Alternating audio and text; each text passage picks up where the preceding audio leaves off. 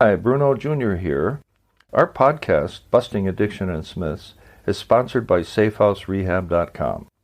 SafeHouse believes that traditional treatments fall short of the needs of clients who face the modern problems of addiction. Modern problems need modern solutions.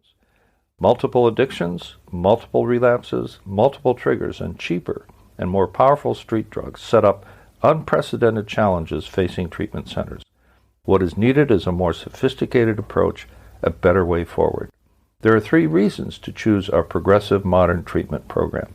1, a more sophisticated intake process. 2, technology proven to enhance recovery. And 3, the most robust aftercare program in our sector.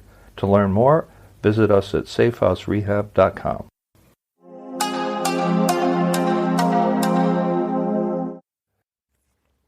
Hitting Bottom is BS, Part 2.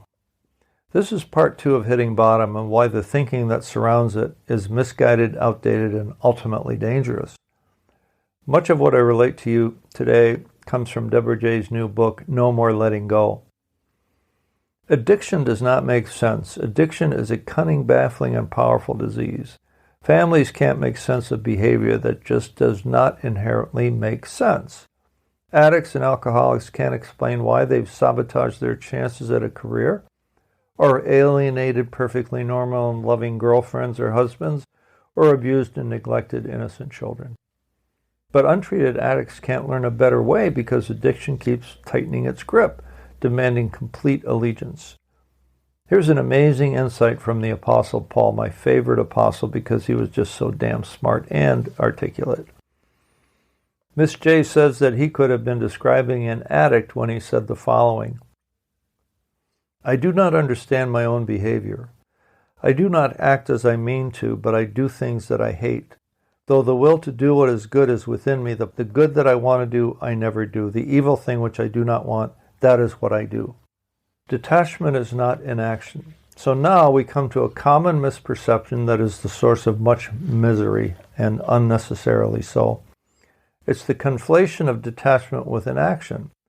When we read about detachment in the context of recovery, the advice is primarily about taking care of ourselves, ceasing our attempts to force others to do what they don't want to do, letting go of our need to control, setting people free to do as they choose, minding our own business, and finding some peace for ourselves. That's all well and good under most circumstances. But when we are faced with the uncompromising and relentless addiction of someone we love, we need a plan that is A, proactive, and B, gets decisive results. Deborah J maintains that detachment is not a synonym for inaction. Rather, it is a spiritual quality that makes action possible. Detachment is power. It means that you are not sucked into the movie. You are standing back just enough to be able to watch it and judge it for what it is. Drama you don't need to be part of, not anymore. Detachment, according to Kathleen Norris in her own book, Amazing Grace, is a healthy engagement with the world and other people. She goes on to say, this sort of detachment is neither passive nor remote, but paradoxically is fully engaged with the world. And the bottom line is this: it is not resignation, but a vigilance that allows a person to recognize that whatever comes is a gift from God. Imagine that, an academic, evidence-based researcher who discovered that whatever comes with acceptance and detachment should be viewed as a gift from God. Pretty amazing, isn't it? So why is this so important to note at this time? Attitude and the quality of your life. Let's talk about that. I can conclude, based on the struggles of the families who are faced with addiction in their own homes, that the quality of one's life is largely dependent on one's attitude to the world and its people, what the German philosophers called Weltanschauung, or worldview. If you see the world as hostile, what will your attitude be? Afraid and angry? If you see the world and its people as benign, what would your attitude be? Forgiving and kind? This is important stuff. If you thought philosophy was only for academics and professors in some esoteric discipline, you are categorically mistaken. Your current state of distress presents the perfect opportunity to do some healthy self-examination.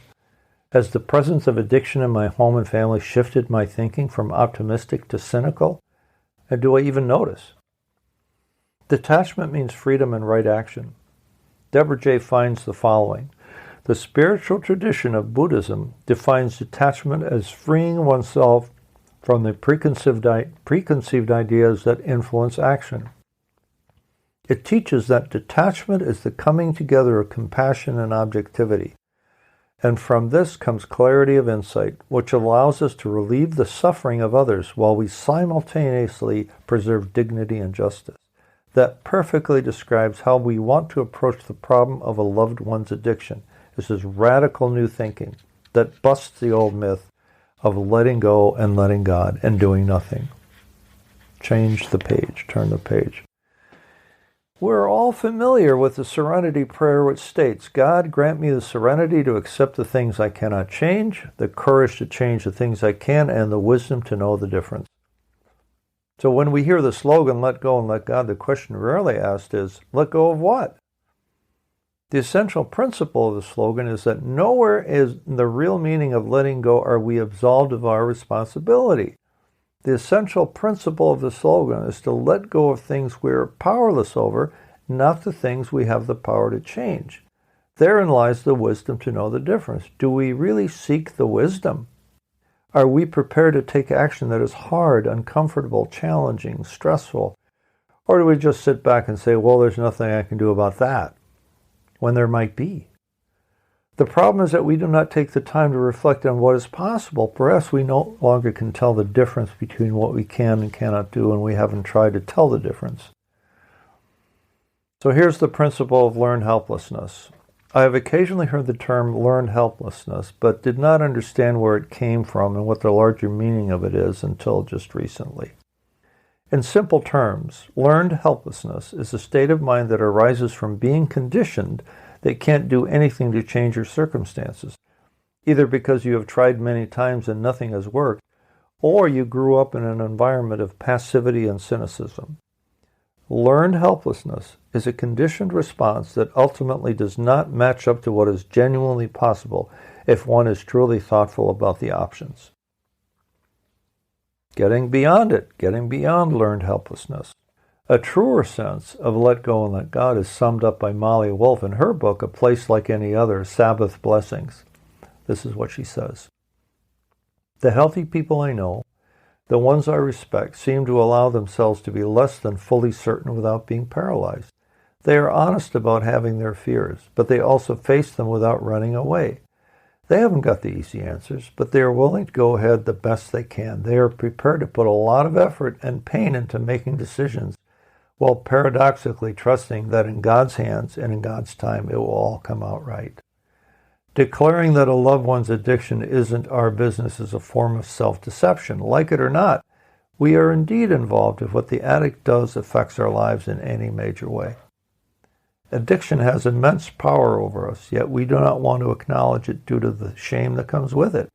A disorder that has such a stigma attached to it wields power like a club. We fear speaking the truth. That is the effect of the disease. And now we take it on. That said, our ignorance is the primary factor. Deborah J. says that the primary reason that families do not take action is that they don't know what to do. Now, how is that for a lightning bolt insight? The answer cannot be left to the addict, for at this point his addiction is in charge, and he has lost the capacity for rational thinking. The adults in the room can make decisions for the addict that benefit the entire family without depriving the addict or alcoholic of the responsibility for taking the right action. Make it a moral issue. Fear and ignorance are the enemy when it comes to taking action or not. We have to ask ourselves this. Am I willing to stand by and look the other way even when my life has been battered by addiction? Or do I have the guts to stand up, speak the truth, and work with others in my family to do the right thing? The question to myself is, am I acting out of fear or out of courage? Out of anger or out of love? This is where prayer comes in, I kid you not. When we finally decide to talk about addiction in our own family, you open the windows and let in the light. Doors swing open to new ideas. Our higher power leads us to making good, honorable, and compassionate decisions.